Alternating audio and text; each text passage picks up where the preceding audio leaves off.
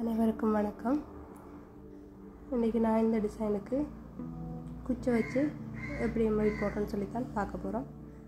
இதில் நான் காட்டன் பட்டை எடுத்து வச்சுருக்கிறேன். காட்டன் பட்டை வச்சு நீங்கள் முதல்ல பழகிட்டு அது பிறகு நீங்கள் ஊசி வச்சு கூட அதை எம்ப்ராய்டரி போட்டுக்கொள்ளலாம். நான் முதல்ல எனக்கு குச்சி வச்சு எம்ப்ராய்டரி போட தேவையில்லாத இடங்களுக்கு முதல்ல தைச்சி கொள்கிறேன். ஃபுல்லாக எல்லாத்தையும் தைச்சிட்டு அப்புறம் குச்சி வச்சு எப்படி தைக்கிறோன்னு சொல்லி காட்டுறேன்.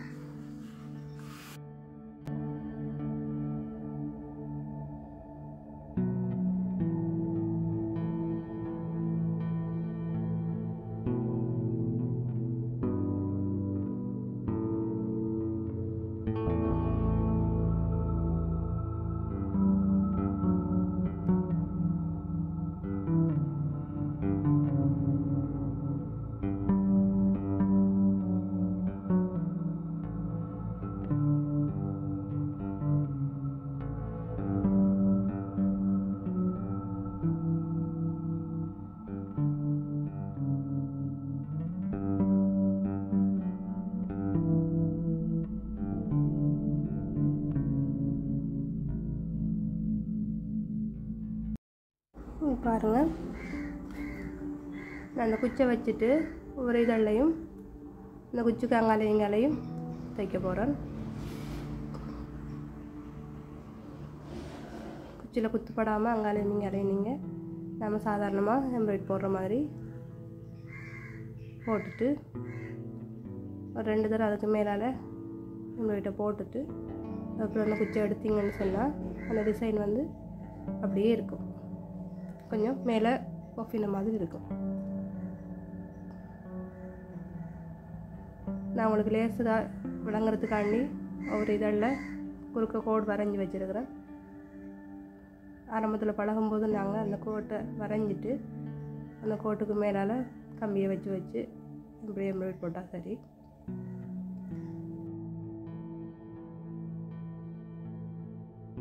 ஸ்டிக்கை வச்சு ஸ்டிக்குக்கு அங்காலையும் குத்தி எம்ப்ராய்டரி போடுறது.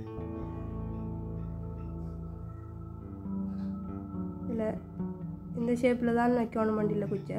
உங்களுக்கு எப்படி விருப்பமோ அப்படி வைக்கலாம். நான் இதுக்கு ஒரு கம்பி துண்டு தான் வச்சு பாவிக்கிறேன். எனக்கு வளமையாக இதில் எம்ப்ராய்டரி போடுறது தான் கொஞ்சம் இலகுவாக இருக்கிறது, அதனால் நான் இதை பாவிக்கிறேன். நீங்கள் காட்டன் பட்டை வச்சு முதல்ல போட்டு பழகுங்க. அந்த ஊசி குத்துப்பட்டாலும் ஊசி உடையாமல் இருக்கும். ஆரம்பத்தில் பழகும்போது கொஞ்சம் கஷ்டமாக இருக்கும் தானே, அதனால் நீங்கள் காட்டன் பட்டை வச்சோ இல்லை டீக்கில் குச்சை வச்சு கூட நீங்கள் பழகலாம். அது பழகிட்டு நல்லா அதுக்கப்புறம் நீங்கள் எப்படி பெரிய கையால் தைக்கிற ஊசியாலேயோ இல்லாட்டி இப்படி ஒரு நிலமான கம்பி துண்டை வச்சோ நீங்கள் இந்த டிசைனை போட்டுக்கொள்ளலாம். கம்பி வந்து ஊசி குத்தி கொள்ளாமல் பார்த்துக்கொண்டீங்கன்னா சரி, இல்லாட்டி ஊசி உடஞ்சி போயிடும்.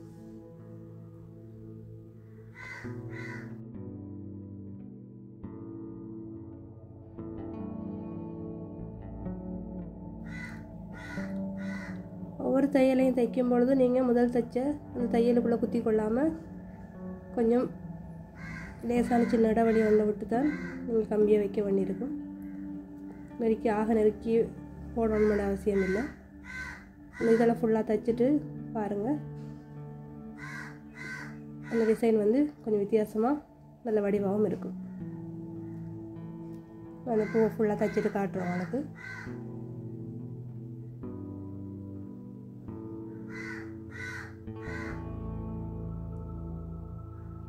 நம்மளுக்கு அந்த இதெல்லாம் சரிச்சும் அந்த கம்பியை வச்சு நாங்கள் வேறு டிசைனாகவும் தைக்கலாம். நம்மளுக்கு எப்படி விருப்பமோ அப்படி அந்த பூவை தைச்சு கொள்ளலாம். நான் இதில் 2 பூவை வேறு மாதிரி தைச்சு காட்டியிருக்கேன்னு பாருங்கள்.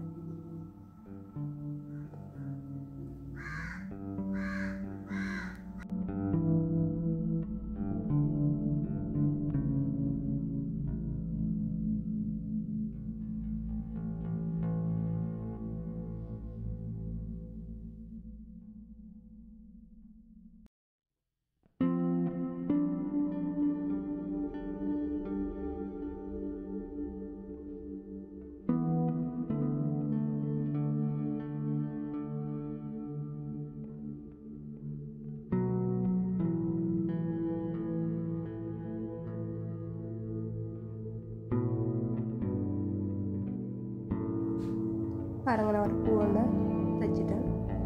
இந்த டிசைனும் நல்லா நேர்த்தியாக வந்துருக்குது. இந்த இதழுக்கு நான் இந்த கம்பி துண்டை நான் சரித்து வச்சுருக்கேன்.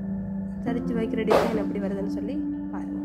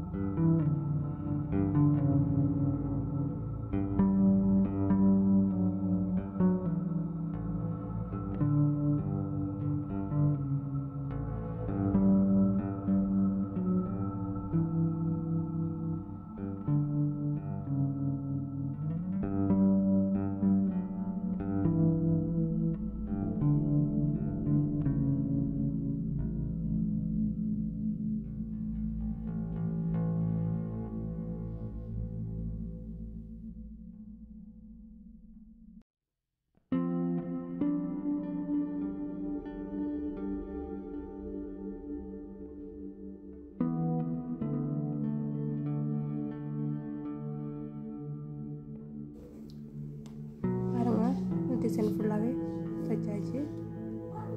இதில் 2 விதமான முறையில் நான் இந்த ஸ்டிக்கை பாவிச்சிருக்கிறேன். 2 விதமான பூவுமே வித்தியாசமாகவும் அழகாகவும் இருக்குது. இதே மாதிரி நீங்களும் முயற்சி செஞ்சு பாருங்கள். இன்னொரு வீடியோவில் நான் உங்களை சந்திக்கிறேன். நன்றி.